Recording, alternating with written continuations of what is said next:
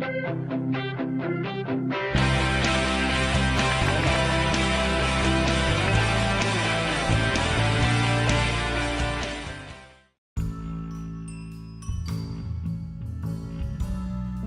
just kidding. Here's a bad friend.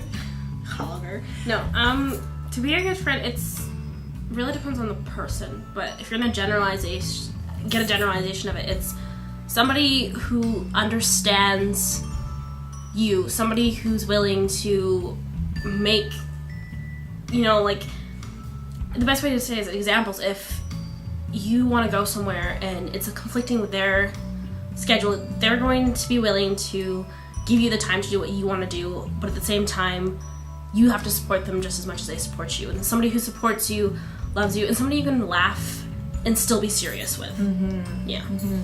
Definitely. I think a big thing about being a friend too is understanding what kind of home they come from. I think that's a really, really big one, because I know obviously my parents are different from your parents. Definitely. And the rules of going out, and I can go out whenever, or you can't, or you can and I can't. I think you need to kind of understand where they come from and the background that they come from, and how their parents work too, because the thing is, if I expect you to come out with me every Friday night, obviously not every parent's going to be okay with that. Exactly. And in order to be a good friend, you need to understand where their parents are coming from as well. So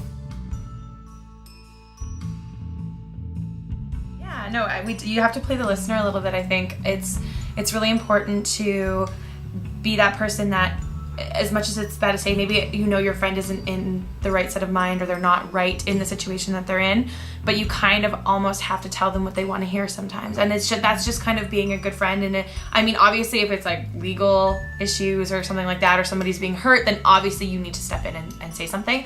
But if it's like, oh, I'm so mad at my parents, you need to just kind of nod and agree sometimes, because I know when I'm angry, I don't want you to lay out every single flaw that I have. I want you to just listen and agree.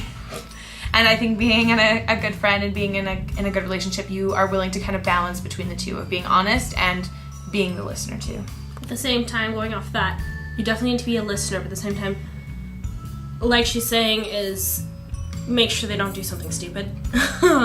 You can say, yeah, I'm really mad at my parents, and you say, yeah, you know what, your parents weren't being exactly the best people in the world.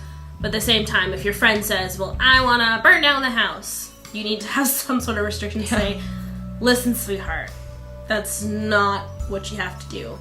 And being the kind of rational side while still being somebody who can be there for you and not against you is definitely one of the hardest parts of being a friend. Absolutely. I definitely think that's a big one too, is being their rational side, because I know when you're angry with your parents or you're angry with another friend, you're not always thinking straight, and being a good friend kind of involves with being that person that's like, okay, take a deep breath. Well, we're going to figure this out together. So obviously burning down the house is not a good choice. You're going to go to jail. So maybe not that, but this is what you should do. The process. Yeah, no.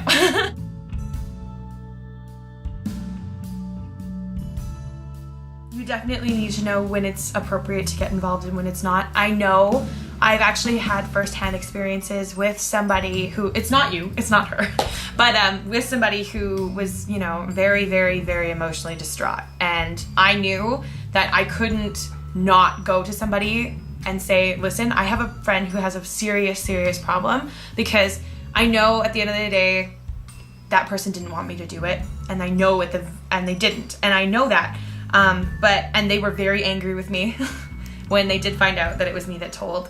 But I knew deep down, years to come from now, that person is going to thank me for doing what I had to do. It was difficult, and it was, I cried over it, and you kind of go through the emotional stress of it, but when it's the right thing to do, you have to do it. You have to, because you're helping and saving a friend, right? At the same time, it's definitely when it's serious, but it depends on the kind of serious. If you're thinking, yeah, they're talking suicide, or they're talking something illegal, or they're talking something to that extent, yes, getting somebody involved is needed. But if they're just saying things, and they're just saying things, and you as a person overreact, that it can help push them. It can help push them over the edge, kind of thing. Absolutely. Same time. Absolutely.